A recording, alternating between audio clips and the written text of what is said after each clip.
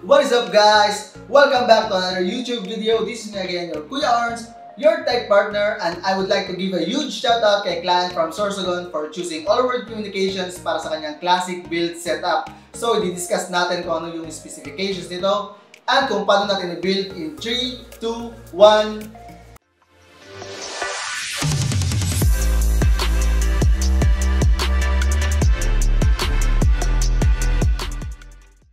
We have here the Dark Flash DS900 case, Asus Prime H510 motherboard, i3 10th Gen processor, Kingston 1TB M.2 SSD, Kingston 16GB memory, S-Gaming 750 watts bronze-rated power supply, S-Gaming fans, color white, at Genius keyboard and mouse combo. So yun, eto nga pala yung mga gagamitin natin mga PC components. Meron tayo ditong i3 processor, Asus H510M na motherboard, syempre meron tayong Kingston M.2 SSD at Kingston memory.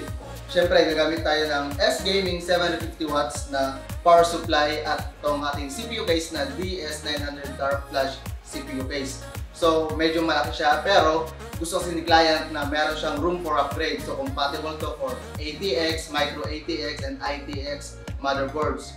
So, tara, umpisa na natin. Okay, so now let's proceed sa assembly. So, yung gagamitin natin is the Asus Prime H510M motherboard. First, kunin natin yung ating mainboard out of the box. Then, ilabas din natin yung ibang content ng box na gagamitin natin. Siyempre, tanggalin natin sa anti-static plastic sheet at saka natin ipatong dito sa ibabaw ng box. For the processor naman, we have the Intel Core i3 10th Gen. Bago natin ilagay sa mainboard, need muna natin itaas yung lever, then saka natin insert yung processor. Make sure na sakto yung pagkakalagay ng processor at saka natin ilock yung lever. Next is the CPU fan. Just insert the legs of the fan sa mga butas sa board, then ilock na natin. Sunod natin ikakabit ay yung Kingston 16GB memory. I-push lang natin dito sa memory slot at i-make sure na mag-click or mag-lock yung memory. And for the SSD, which is the Kingston 1TB M.2 SSD, insert lang natin dito sa M.2 slot. Just make sure na fully inserted yung SSD. Then, gagamitin natin yung plastic lock ng M.2 nandun sa loob ng box ng motherboard. Siyempre, hindi kumpleto yung build kung wala yung case na paglalagyan natin. So, for the case, meron tayong Dark Flash DS900 case. Tanggalin lang natin yung mga cover sa sides. Then, ikabit natin itong metal cover para sa exhaust fan ng ating case. Next is yung panel cover natin. At saka ikabit natin yung mga kailangang stand nuts para kumpleto yung paglalagyan natin ng mga screws.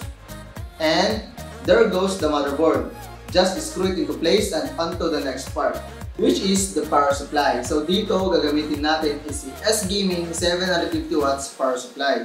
Tanggalin lang natin sa box and make sure na yung fan ng power supply is nakatutok sa ventilation sa baba ng CPU case kapag ikakabitan natin sa case. At yung sunod is the cable management. Actually, ito yung pinakamagulong part ng pag-build. Pero, very satisfying kapag na-arrange mo ng maayos yung mga cables. Siyempre, para sa good ventilation and aesthetics, mag-a-add tayo ng 4 na S-Gaming fans. 3 para sa intake at isa naman para sa exhaust. Single color lang pala yung ginamit natin, which is color white, para ma-achieve natin yung black and white theme para sa ating build. And this is our final build, which is the black and white i3 classic build.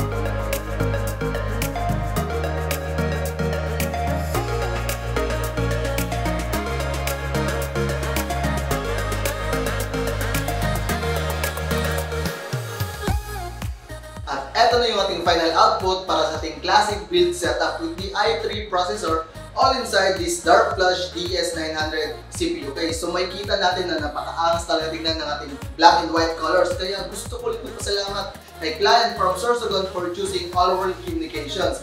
At kung gusto mong mag-build ng ganitong PC, you can contact us at our Facebook page, All World Communications. At kung nagustuhan mo ito ating video, please like this video, click that subscribe button, and hit the notification bell para lagi kayong updated sa mga future contents namin. And please do visit our website, allworld.com.ph para sa mga exclusive promos. And this is me again, your Kuya Arms, your tech partner, and see you on our next video.